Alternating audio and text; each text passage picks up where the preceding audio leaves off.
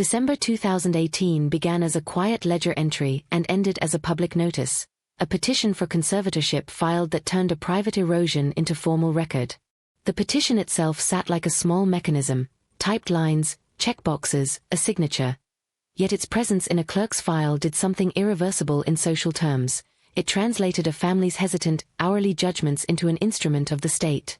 That single administrative act, dated on paper and stamped into process,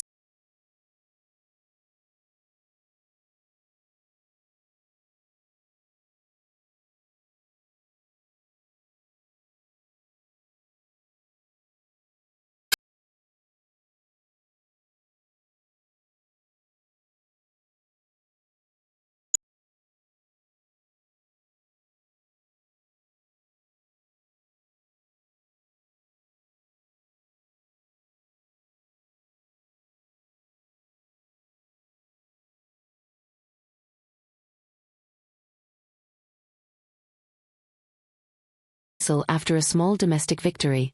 They are not inventory items. They are the grammar of a life. When the grammar phrase, legal forms cannot fully translate what is lost.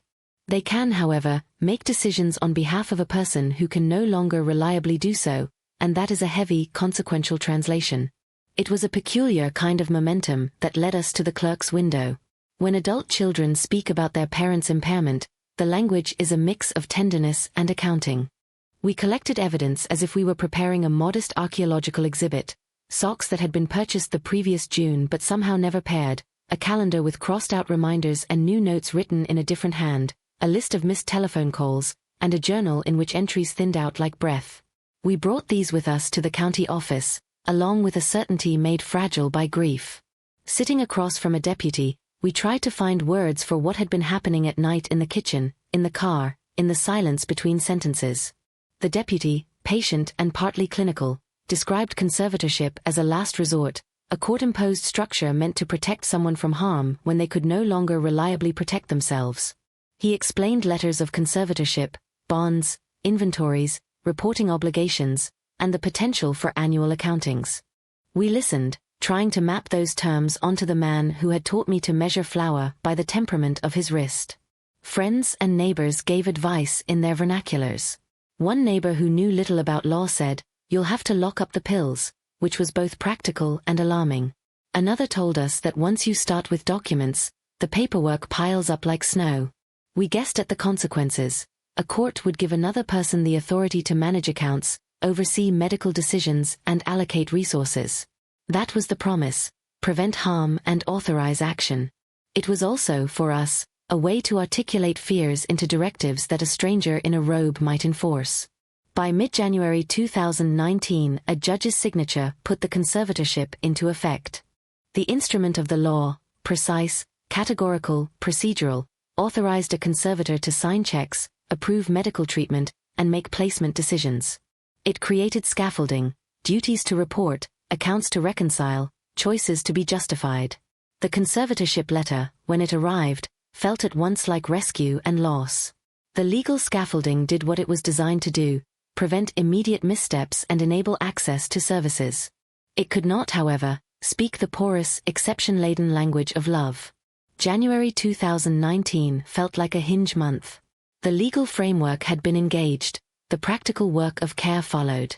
Physicians began to annotate records in ways that made the decline legible in clinical shorthand. Mild cognitive impairment progressing, one note read, another recorded more bluntly, supervised care recommended. These clinical phrases were meant to justify what we had felt at the kitchen table: an increasing inability to weigh consequences, an inclination to impulsivity that had become dangerous. In February 2019, physician notes insisted on supervised care more forcefully. We arranged home visits, met with social workers, and negotiated with a small in-home care agency about schedules and costs, service hours that would be billed weekly and notes that would be sent monthly. The care plan, stapled and folded in a manila envelope, felt like a compromise between procedure and affection. It named medications, listed emergency contacts, and suggested a daily routine designed to slow the decline. We argued about the particulars. How many hours of supervision would be enough? Should we hire someone to be present during meals? Could his doctor's note be sufficient for a bank to allow us access to accounts? The in-home agency manager, practical and efficient, outlined options and warned against last-minute changes in care. Consistency matters, she said. People do better with predictable patterns, even if the pattern is assisted. We tried to honor his dignity while acknowledging risk, and we learned quickly that dignity and risk sometimes pull in opposite directions. By March 2019, the decision to move him into a care arrangement was finalized. The things done then were both administrative and intimate: signatures on forms authorizing medication administration, a check written for a deposit at a care facility, a meeting with a discharge planner who used a different vocabulary, levels of care, occupancy, transition plans. Medical crises punctuated those weeks. There were hospital visits and a terse note from his primary care physician about an infection that his immune system could not resist. In early March 2019 he died. Grief collapsed time in the way that grief often does, itineraries reduced to vital facts, a day at a time. Someone in the hospital wrapped his hand, a neighbor brought over a casserole because the house smelled impossibly like antiseptic and orange peel, and the funeral followed with its liturgy and invoices. The funeral home offered readings and a list of hymns.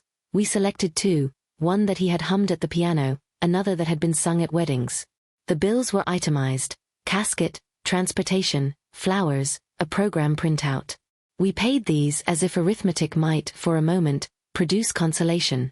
I do not pretend to offer a simple moral judgment about whether those acts were right. Families replay the same questions after decline. Had we acted too soon, too late? Could one more day have been preserved in his rooms with his objects in place? Hypotheticals roll like film reels across the mind. Their answers do not hide in recovered documents. What the records offer is not redemption but chronology. The steps taken, the obligations met, the moments when agency moved from private hands into public responsibility. The conservatorship created a written record of decisions. It also created, in the language of legal process, the sense that someone else might have been better positioned to make other choices. That sense is both a comfort and a wound. The law, I learned, speaks in schematic lines. It reduces the messy to categories because that is how it prevents harm and assigns responsibility. Love, by contrast, is porous, contradictory, and exception generous. It preserves the person as a whole, strengths, failings, habits that do not fit neatly on standardized forms. We tried to combine those two grammars, to use legal scaffolding to hold up what affection wanted to preserve. Sometimes the scaffolding did what it was intended to do: it prevented immediate missteps, ensured access to physicians, and arranged for a level of supervision he would not otherwise have accepted. Sometimes it rubbed away an architectural flourish we had loved, a habit, an autonomy, a habitual indulgence that made him human. That tension, between protection and diminution, remained with us as a quiet ache. Small domestic objects became both battlegrounds and sanctuaries. A cracked watch that had stopped on a Tuesday in April 2017 never reappeared. Perhaps its disappearance was proof that things have their own trajectories. I kept his recipe card, margin scrawled in his hand: add more lemon if life tastes flat. It had no legal authority but the stubborn authority of habit. I taught my grandson to fold egg whites the way my father had taught me: measure, sift, fold. The child trembled at the first few attempts. We burned a few meringues before we found the perfect dome. When he licked the bowl, his face bent into an honest, uncalculated joy. That joy required no judge's signature. After the conservatorship was entered in January 2019, the weeks following the funeral resembled a translation project in which domestic life was rendered into administrative language. Utility companies were called to transfer accounts. A bank visit required a teller to stamp and box papers. The funeral director presented a bill beside a printed sheet of hymns. Each interaction read like a line in a ledger, initials and signatures in the place of condolences.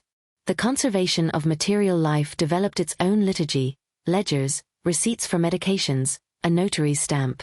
Grief, by contrast, required no forms and answered to no calendar. We learned the mechanics of estate settlement. There were forms to file and deadlines to meet, creditors to notify, the process of inventorying possessions, and finally, decisions about what to keep and what to let go. Those tasks were practical in one register and agonizing in another. Choosing who got the watch felt like deciding which memories to preserve, but the judge's letters and the bank's policies treated property as simply property. That dissonance made the diary of receipts and invoices feel cold and incomplete. In May 2019, we held an estate sale. For 2 days we untangled a house lived in for decades. Friends carried boxes to the charity shop, neighbors identified useful tools and paperback stacks, and strangers who had read the brief notice in the community bulletin came in search of particular items. My sister and I sat cross-legged in the attic among trunks and photo albums, reading letters as if we could coax meaning from yellowed pages. We found a love letter he wrote in the summer of 1954, ink-sure and deliberate. We found a faded map to a fishing spot visited once a year, route penciled in a hand that was part mapmaker, part poet. Some objects we could not bear to part with: the lemon tree in its cracked pot, the recipe card, a small ceramic ashtray that had become a catch-all for screws and spare coins. Other things were sold or given away. Some acts felt like shedding burdens, others felt like creating altars. Estate sales have choreography. You set times and prices, but you also need to anticipate who will arrive at dawn looking for a lamp, who will linger over a pair of pliers as though they were relics. People came with their own memories and uses embedded in their hands. A man in a navy jacket bought a battered tackle box and told us, apologetically and blunt, that he had fished with our father once and that it had been the only time he'd felt like his own age slowed down. He thanked us for holding the sale with quiet dignity.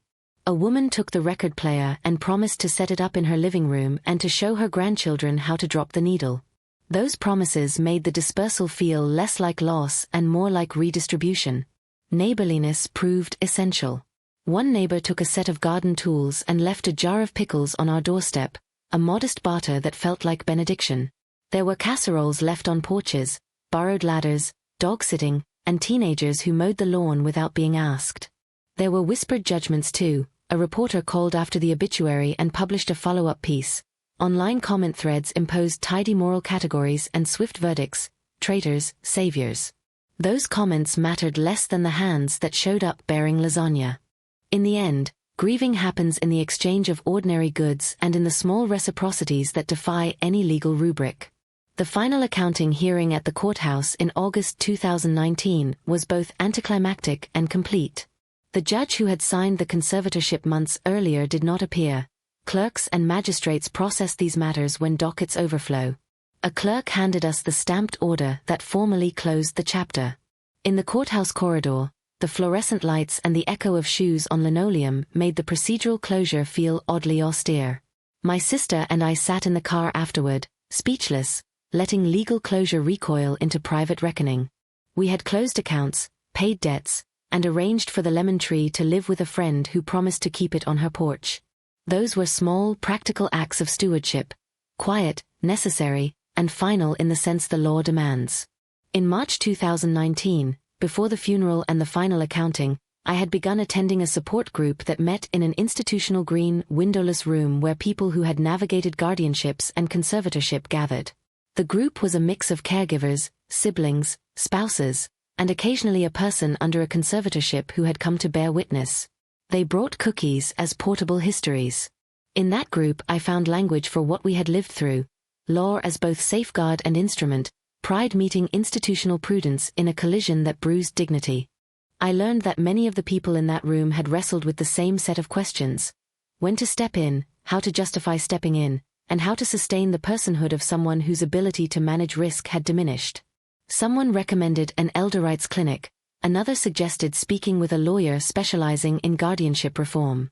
In June 2019, I went to a city council meeting where a clerk read proposals for clearer reporting requirements in conservatorship cases. It was modest and technical work, but airing those questions publicly felt like progress compared to silence. I remember feeling then that public procedures could be nudged toward attending to ordinary preferences, that the court could demand not only a ledger but a narrative. That hope at the time felt hopeful in a small, stubborn way. Memory returned in unexpected flashes. While measuring flour, I would suddenly hear the echo of his hand slapping the table on a birthday, an old punctuation of fear and embarrassment, a last attempt to assert a self in decline. That slap did not die with him, it returned as sorrow and shame, an accusation that I had failed to protect his dignity. It was a raw, private thing to carry. Other recollections softened the edges: The precise way he pronounced a foreign name with relish, the patience he showed when my grandson learned to measure. Memory layered complexity rather than erasing it, and I found myself learning to hold incompatible things at once. A man who sometimes struck and sometimes taught. Baking became ritual and rehearsal. Sundays in the kitchen turned into sequences of ordered motion: measure, sift, fold. My grandson climbed onto a chair and watched me beat sugar until it shone while I told him stories that had no legal relevance. He learned to keep his wrist steady, to lift and fold so as not to break the air we'd captured. The lemon tree sent out new shoots that early summer. I pruned it in mornings, thinking of my father's hands and the slow care that keeps a plant alive. Sometimes a neighbor stopped by for a slice and stayed to talk. Sometimes someone took a plate and passed it on. The recipes became ways to translate loss into action, rehearsals of domestic life that courts could not reach. As 2019 moved toward 2020, my concerns shifted from the moral to the structural. The conservatorship had been presented to us as a remedy to risk, and in many ways it had been. It prevented certain harms and ensured medical attention when decision-making faltered. Yet it also formalized the end of autonomy, at times in ways that felt punitive. In the support group and among contacts at the Elder Rights Clinic, I began to ask a policy question that would occupy me for years. How can societies care for people losing capacity without stripping the ordinary rights that make life meaningful? It is not a question answered by a single brief. It requires structural thinking and modest civic adjustments in banks, courts, and health systems. Photographs became touchstones in those months. In July 2019, I opened a milk crate of images and found him at the lake, fishing pole steady in hand, slightly alone. Another showed him at a holiday feast, flushed with laughter. I keep those images not to arrange a tidy redemption narrative but to preserve contradiction. He was the man who slapped and the man who taught me to fold egg whites. Both truths coexist like two chords sounding at once. Community memory collected and complicated his life in ways no court filing could. At an October 2019 potluck, an elderly woman who had once babysat him told a story I had never heard. As a young man, he had saved a neighbor's child from a rickety dock. That anecdote reframed the ledger of his life in a human way. Another neighbor remembered how, the winter the power went out, he had loaned a generator to someone down the block. These acts mattered more than sterile orders. They were collective remembering that rewove his presence into neighborhood fabric. The support group produced long-term correspondence. A woman who had overseen guardianship for her brother wrote to me about how lawyers translate messy domestic life into single-line entries on budgets.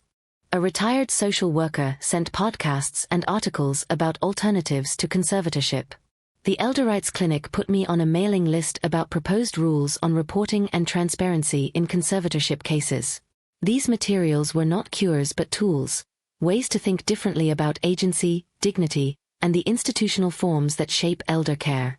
The funeral accounted for grief with line items and suggested readings: flowers, programs, a white-gloved attendant arranging the casket, a director who handed me a bill with mechanical precision. After the service, the reception room filled with plates and stories. Conversations radiated outward, from personal recollection to neighborhood gossip to questions about the estate. I listened. Sometimes I spoke. Often I remained quiet and watched how other people remembered him. The estate sale was practical theater: tables of mismatched salt shakers, an old radio missing a dial, the lemon tree waiting like a botanical relic. Friends and strangers carried items away, each removal transferring a small story into someone else's life. We set aside certain things for relatives, labeled boxes, and scribbled notes with hands made stiff by months of signatures. What remained were gestures: the recipe card, folded photos, a letter about a fishing trip. There were days when the accounting looked tidy and moments when it was not. Memory dug glass into old gestures: the slap at the birthday table, the moment he realized he could no longer manage finances as he had always done. Those flashpoints live like splinters. Other memories softened them: his exaggerated tenderness when he wanted me to sit a while, the quiet patience he showed a child learning to measure. Memory does not simplify, it layers. When the final accounting closed in August 2019, legal obligations eased. Forms were filed, boxes stored, and a stamped order declared the matter closed in procedural terms. That closure did not end grief but removed administrative burdens for my sister and me. We returned to tending the lemon tree in early summer, arranged a small dinner for friends who had been there from the start, and planned memorials on our own terms rather than according to process. Life reassembled itself into new rhythms. Nightly arguments about television volume ceased. In their place came Tuesday piano practice, Saturday volunteer projects, and the lemon tree's spring prune. Friends were invited less formally and more often. We shared simple stews and let conversations drift away from estate matters. Those ordinary practices of care, bringing over soup, mowing a lawn, checking that a neighbor had a flashlight during a storm, persisted. The legal machinery had intervened, but what remained was the human work of attending to one another. There is no grand reconciliation with what happened. The conservatorship did what it was supposed to do in the narrow legal sense. It prevented harm and assigned responsibility. But it also revealed the limits of what law can do. It cannot bake a cake, fix a watch, or teach a child to fold egg whites in the precise way a parent taught a child. Those tasks are stubbornly human and resist legal neatness. What endures are modest acts of maintenance. My sister and I found a quieter solidarity in the months after August 2019. We visit the lemon tree each spring, prune a little, water more, sometimes carry a slice of cake to someone who finds themselves suddenly alone. We keep photographs that hold contradictions. We answer neighbors' calls for help and attend community meetings when policies are discussed. We keep baking. The grandson, steadier now, taps eggs into a bowl and watches the air become meringue. He learns by watching, not by consulting a map of responsibilities. Those small, ordinary rituals, recipe cards, prune trees, hand-measured flour, are the maintenance of a life after the court's ink has dried. The civic work continues too, conversations with neighbors about caring for elders, attending community meetings to discuss resources, helping someone else navigate similar choices. The conservatorship closed its formal loop in August 2019. Our responsibilities shifted but did not end. The law had a role to play. So did love, neighbors, and the habitual things we do to make a house into a home. The modest redemption lies in those continuities, in a community that shows up, in two siblings who learn to hold hands on hard days, and in the way a child's laugh can make a kitchen feel whole again. After August 2019, the procedural machinery that had taken over his life wound down, but the consequences of that machinery continued to shape mine in ways both bureaucratic and intimate. The stamped order that closed the conservatorship that hot month was a legal punctuation. It did not close the conversation about what had happened or why it had happened. In September and October of 2019, I found myself at more community meetings, more coffee shops, and more kitchen tables than I had in years. The small civic interventions we made in June 2019, asking a city clerk to read into the record proposals for clearer reporting requirements in conservatorship cases, felt at first like modest gestures. By autumn, those modest gestures were the scaffolding I climbed onto when grief threatened to deepen into absolutes. The year turned with the calendar, and my work shifted outward and inward at once. In January 2020, the Elder Rights Clinic that had put me on its mailing list invited me to an orientation for volunteers. There, under fluorescent lights and behind a folding table, I listened to attorneys and social workers outline the contours of guardianship law the way one might teach a map. Here is the river of statutory authority. Here are the tributaries of emergency orders and medical powers. Here are the shoals where autonomy tends to pull aground. I volunteered to intake calls, simple triage at first, recording names and brief stories, but the intake work gave me access to other lives that were eerily, painfully like my own. There was the woman whose brother had been conservatorially stripped of a garden because a conservator feared dirt, the man whose mother's social calendar had been reduced to court-ordered visits because calendars are easier to measure than companionship. Those cases taught me that the legal solution, designed to be rescue, too often extinguished ordinary rhythms that constituted living. March 2020 arrived with a different kind of urgency. The pandemic remade public life and tightened the logic of guardianship. Courts moved to remote proceedings, hospital visitation rules shrank to lines of black type, family members were faced with consequential decisions at a distance and under time pressure. The support group that had met in an institutional green, windowless room went virtual. Cookies did not travel through the screen, but stories did. In the early months of lockdown, I heard more about conservatorship filed in emergency rooms, about reluctant guardians who had taken over affairs because hospitals insisted on a single decision-maker for consent, and about cases where courts, lacking in-person observation, relied heavily on the accounts of professionals who rarely saw the person in his home. In the veneer of emergency, law's power sharpened and its blind spots widened.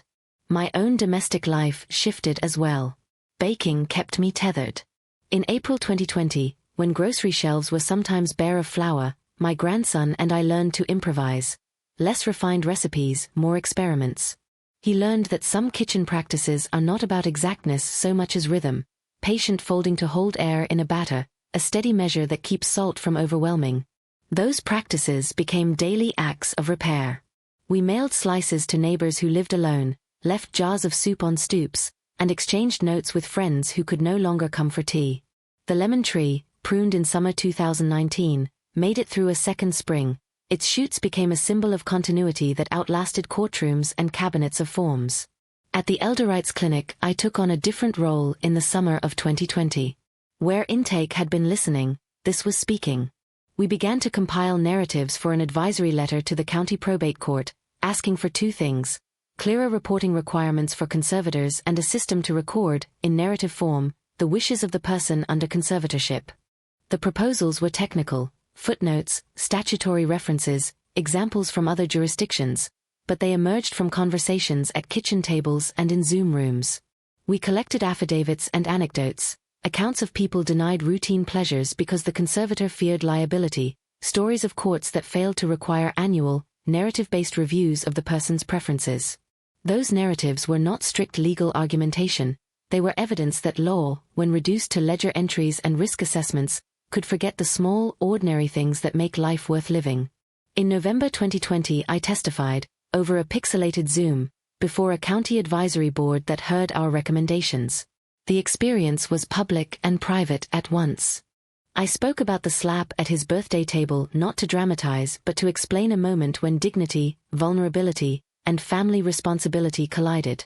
I described how 2 weeks after that slap a judge had signed orders that, in one sweep, took control of medical, financial, and personal decisions. I did not ask the board to reverse what had been done. I asked instead for guardrails that would make conservatorship less likely to be the blunt instrument it had been in our case. The board met again and again. Over the winter it drafted language that would require conservators to file reports including narrative statements about the conservatee's daily life and preferences rather than merely line-item budgets. That draft was far from law, but it represented a shift in the conversation from technicality to humanity. Those months also produced quiet reckonings with the man himself. Memory refused a single storyline. Late one night in December 2020, folding laundry in the soft glow of a kitchen lamp, I smiled at an old photograph where his grin was wide and conspiratorial. The slap remained a sharp note in the score of his life, but it did not play alone. My grandson was learning that a recipe could hold a person's touch long after the person left the kitchen. When the boy insisted on bringing over a spoon with a nick, one that had belonged to his great-grandfather, I let him. He set it on the counter as if it were a relic, and for a while we all performed a kind of private liturgy. We remembered the man who had sometimes struck and sometimes taught, who had sometimes been impatient and sometimes miraculous in tenderness. By early 2021 the question of alternatives to full conservatorship crystallized into a practical agenda for advocacy. The Elder Rights Clinic and the support group network began to promote supported decision-making agreements, documents in which persons with diminishing capacity name trusted people to assist them while retaining final say. We drew up templates and walked people through conversations that often began awkwardly. What do you want for your garden? Who should be told if you prefer to stay in your home? These were not legal panaceas. They were scaffolding for autonomy designed to respect a person's ordinary desires. In June 2021, a small pilot program in our county began offering workshops for these agreements.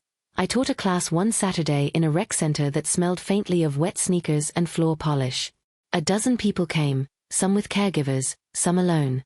We spent an hour reading each other's answers and another hour on the messy business of translating affection into reliable plans. Workshop days had their own small theater. We sat at folding tables and handed out printed worksheets asking for the granular. How do you like your tea? Who do you want called on a bad day? Where is your old watch kept? These trivialities mattered disproportionately. One man refused to name a family member as a supported decision-maker because he feared shame. Another wanted his gardener, not a lawyer, to be his primary assistant because Hans knew the rhythms of his days. In one session, a woman with late-stage Parkinson's described with gentle rage how hospital staff had treated her as though her life were a series of necessitated interventions. She wanted the paper to say, "I want my tea hot, not lukewarm, and I want to garden on Tuesdays if my hands allow." It was humbling and clarifying to see how ordinary preferences could become instruments of dignity. The conservatorship's shadow persisted in less obvious ways. Insurance companies, banks, and institutions had grown accustomed to one-line orders and broad fiduciary powers. Convincing them to accept supported decision-making documents required patience and negotiation. In 2021, I accompanied two neighbors to a bank meeting where we argued, politely and persistently, that a power of attorney supplemented by a supported decision-making agreement could meet the bank's needs for accountability without erasing the person's voice.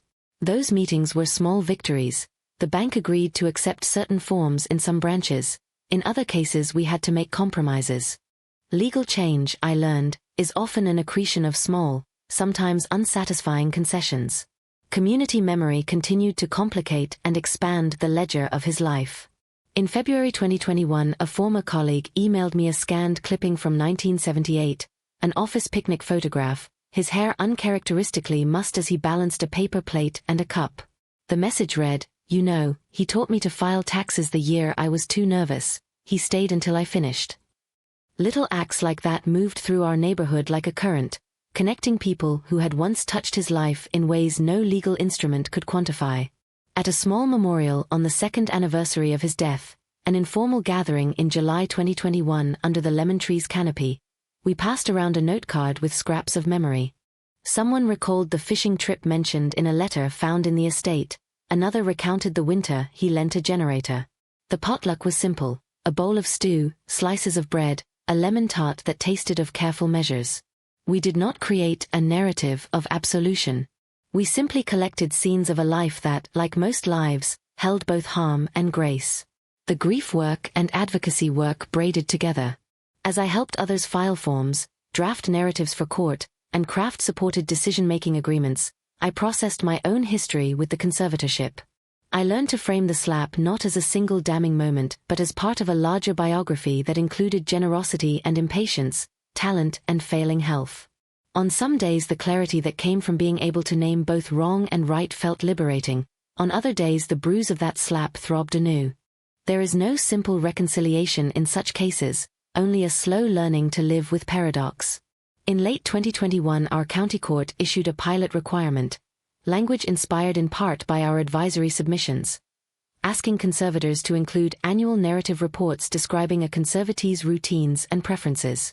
The pilot was limited and voluntary at first. Advocacy often moves in increments. I read the docket with the interest of someone watching a small legal process begin to change its terms. The requirement did not undo conservatorship, but it did create a space in which a judge, a clerk, and a family member could see more clearly that life is not reducible to balance sheets. The lemon tree continued to be an odd, leafy chronicle through these years. In spring of 2022 I took cuttings and sent them to 3 neighbors. One who had been a steadfast presence during the estate sale, a woman who had babysat him years before, and a man who had loaned us tools. Each cutting arrived with a small note, from the tree that outlived the paperwork. The tree's growth was steady but indifferent to our legal dramas, and that quality gave me comfort. In May 2022 my grandson clipped a bud and presented it to me as if offering a crown. We pressed the bud between pages and later found it brittle and brown, a small fossil of a day in the yard. By 2023 the advocacy work had become part of my routine. I sat on a community advisory panel that met quarterly. There were hours of drafting, calls to attorneys, and the slow learning curve of bureaucratic language. We pushed for training sessions for probate judges on dementia and person-centered interviewing. We proposed that the county clerk publish clear, plain language guides for families navigating conservatorship petitions. Some of our proposals found champions, others were shelved. The work was incremental and often maddeningly small, but the perspective that had once felt private had now become public. Public attention, when it came, added complications.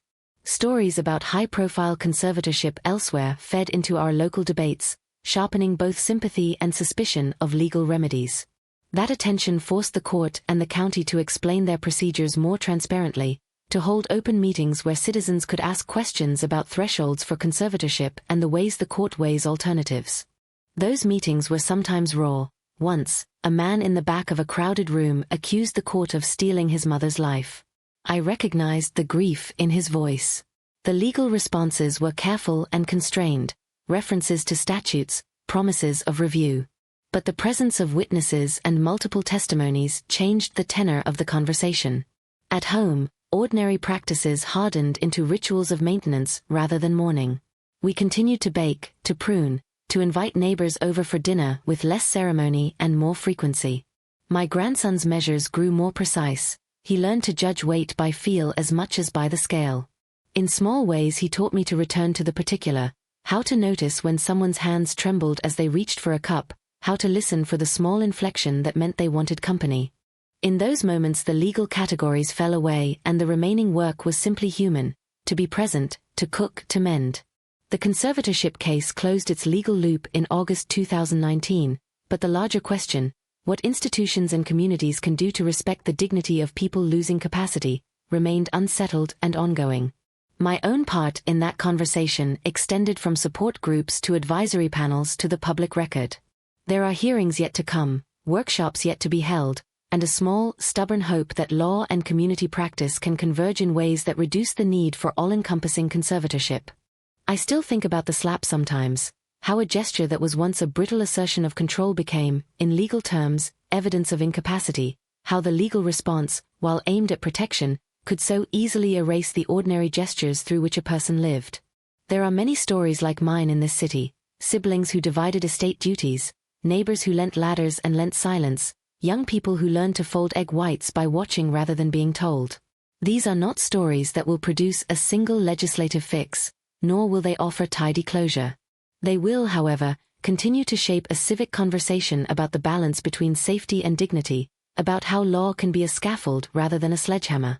As the calendar moves forward, I remain engaged, attending meetings, baking for neighbors, pruning the lemon tree each spring, and I am preparing to speak at a legislative hearing scheduled for the coming months, where I will tell the story not only of the judge's order in August 2019 but of the long, complicated human life that order touched.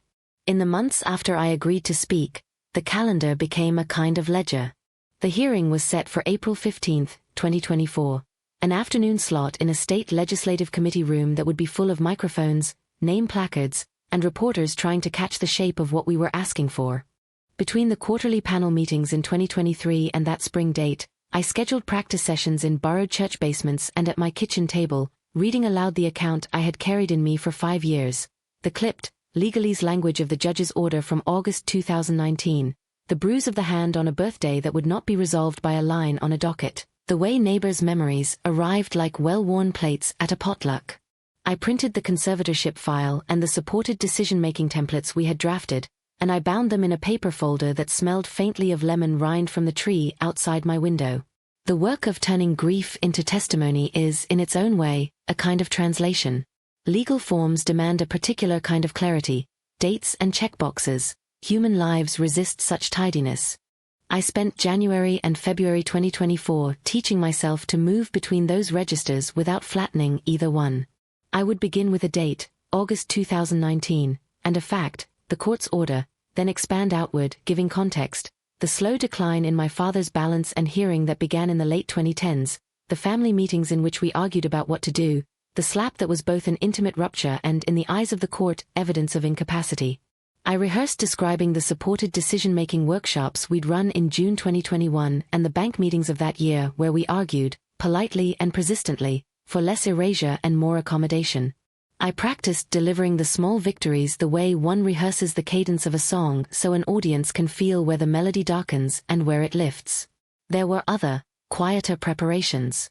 In March I visited the probate clerk to request copies of the narrative report pilot language that had circulated in late 2021. I wanted to bring an example to the hearing to show policymakers a thing that already existed and had worked, imperfectly, in a county of modest means. The clerk obliged, pointing out the paragraph that required conservators to write yearly narratives of preferences and routines, language we had drafted and lobbied for, and she told me, almost apologetically, that compliance was still spotty. Some people write checklists, she said. Some write letters.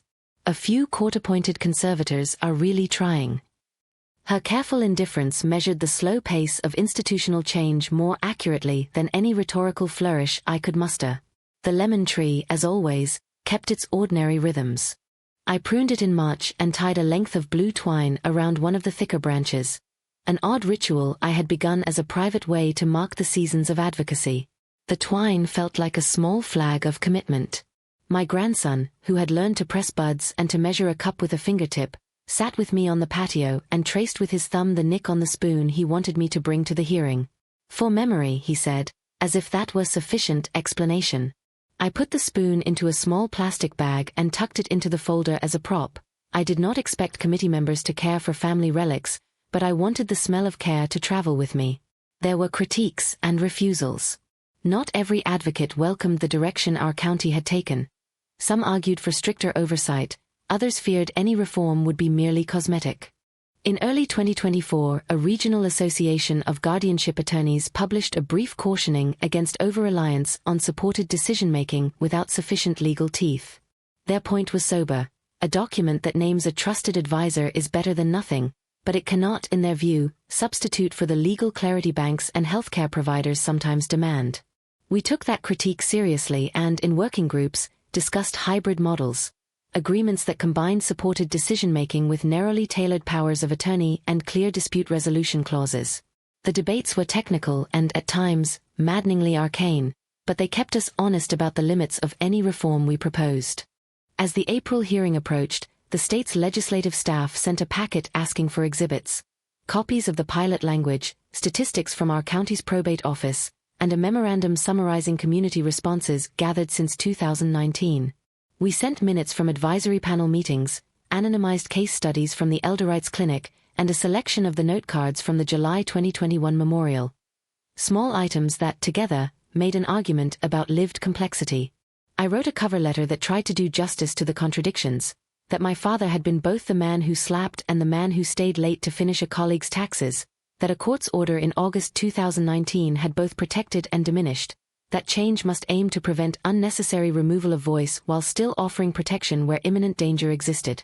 There were logistical moments that tested my resolve. One afternoon in March, I received a voicemail from an older woman who had been reluctant to engage in public hearings but who wanted to come and testify. She had been his neighbor in 2016 and had once accompanied him to a doctor's appointment when he could not find an accessible entrance. Her voice trembled as she described wanting laws that would help people stay housed, keep their post office boxes, and preserve the little ordinariness of their days. It wasn't the big things that mattered, she said. It was the tiny steady things. I asked if she wanted help preparing remarks. She refused, saying she would speak plainly. I found myself grateful for her refusal to be coached into rhetorical polish. Her presence felt like moral ballast. The months were also marked by innumerable small bureaucratic victories. In February 2024, a regional bank announced an internal policy accepting supported decision-making forms certified by a recognized local clinic. It was not the wholesale transformation we had dreamed of, but it meant that two of our neighbors no longer had to navigate an arcane process to access their accounts. The bank's memorandum cited meetings we had held in 2021 and 2022 and a community petition circulated in late 2023. I kept a copy of the memorandum in my folder and made a note to thank the bank's compliance officer after the hearing. These accretions of small change, bank memos, clerk initiatives, workshop attendance, rarely make headlines but, in aggregate, alter the experience of daily life for people with marginal capacity. On the personal side, family relations continued in the complex mode they had taken since 2019. My sister called, sometimes sharp with grief, and sometimes tender. We walked the fine line between processing blame and arranging house repairs for an old bungalow that had belonged to him. The estate sale conversations resurfaced, as did debates about whether certain objects should be salvaged or distributed. There was, among us, a shared aversion to the full narrative of villain and saint. The slap, when it entered family talk, was often not the opening line but an index, a symptom of a larger set of fractures, illness, fear, miscommunication, a history of a particular temper. When we spoke about it publicly, we tried to be precise about dates and facts so that policy hearings would understand how a single gesture could be read and misread in court files. In late March, I met with a small coalition of advocates, 2 attorneys, and a social worker to refine proposed legislative language. We had 3 priorities: require narrative preference reports on schedule and in a format accessible to non-lawyers, create a statewide registry of supported decision-making forms that banks and hospitals could consult, and mandate training for probate judges on dementia and person-centered interviewing. We hashed out drafts, made compromises about enforcement mechanisms, and tried to anticipate opposition. The attorneys worried about creating unfunded mandates. The social worker kept bringing us back to the individual in the room whose life might hinge on a clerk's interpretation. We left the meeting with a matrix of responsibilities and, more importantly, a sense that our policies needed to be anchored not only in law but in the practices of offices that would implement them. There was renewed attention to public memory. In March 2024, a local newspaper ran a short feature about the lemon tree in my yard and the small memorial under its canopy. They quoted from a note card passed at the July 2021 gathering and from the office picnic photo from 1978 that had been emailed to me in February 2021. That piece did not change policy, but it created another kind of record, an archival map of ordinary acts that anchored the legal questions in human terms. Readers wrote in, some with gratitude and some with skepticism. Letters appeared asking whether the law should prioritize autonomy even when the consequences might be risky. The exchange made me realize how public conversation both illuminates and complicates the task of legislating nuance. There were sobering reminders that reforms do not operate in isolation. In early April, a case report circulated in our network. An 82-year-old woman had been moved to a facility after a court found she lacked capacity, but the guardian's inventory revealed that the woman's financial assets had been rapidly diminished by fees. The story echoed concerns we had long voiced, that conservatorship could, under certain conditions, amplify vulnerability. Our proposed registry and narrative report requirements aimed in part at preventing precisely this sort of stealth dispossession by creating transparency and accountability. We knew, though, that statutes alone would not fix every case. They would be tools, imperfect and contingent, in the hands of people bound by ethics and habit. On April 14th, the night before the hearing, I sat at the kitchen table with the folder open and the spoons laid beside the papers. My grandson, who had become less shy about crowds, asked if he could come. I hesitated for a minute and then said yes. He wanted to wear his blue sweater with the small silver patch on the elbow, a sweater he considered lucky. We went through the testimony, the dates, the key phrases, and the moments I wanted the committee to imagine. He listened as if tallying each sentence against an expectation of fairness. That evening we walked the neighborhood and left small strips of paper with information about the hearing under the doors of houses where neighbors had once borrowed tools or sugar. It was a silly, earnest way to enact the communal quality of the work. The hearing itself was, in the end, where all these years of small labor converged into a concentrated public act. The committee room smelled faintly of coffee. The microphones read my name like a line in a ledger. I spoke the dates: August 2019, June 2021, July 2021, so committee members could follow the arc from a judge's order to a community response. I described not only the legal technicalities but the ordinary scenes: the nicked spoon, the lemon bud pressed between pages, the way a neighbor had once lent a generator in a storm.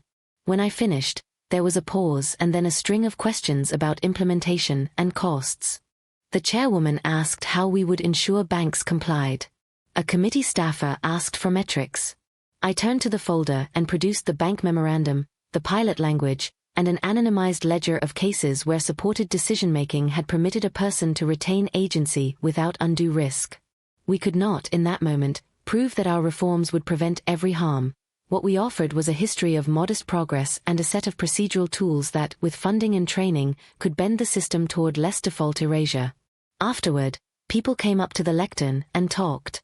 The neighbor with the generator described the winter blackout in a voice that sometimes caught on details. The older woman who had promised to speak plainly read a short paragraph about post office boxes and preserving small routines that hold a person in a community. A social worker outlined a pilot training plan for clerks who handled conservatorship petitions. An attorney argued for a limited, enforceable registry that would put supported decision-making agreements where banks and hospitals could find them. The committee took notes and asked for fiscal analyses and sunset clauses and suggested they would include our proposals in a broader package of elder care legislation. It was bureaucratic and halting and, for all the slowness, better than silence. The hearing is now behind me, but its reverberations are not concluded. Legislative proposals will be amended, committee members will negotiate language, and there will be further hearings where we refine definitions and consider funding and enforcement mechanisms. I remain committed to telling the whole story, of the judge's order in August 2019 and of the life that order touched, because policy is shaped by narrative as much as by numbers. Meanwhile, the lemon tree continues to leaf. My grandson practices folding egg whites at our counter. Neighbors come over with small offerings and with stories that complicate the simple categories of culpability and victimhood. There will be more meetings, more drafts, and more conversations in which we must balance the need for protection with respect for ordinary autonomy, and I will continue showing up to those rooms to press for reforms that honor the messy truth of lives lived in the hinge between vulnerability and agency.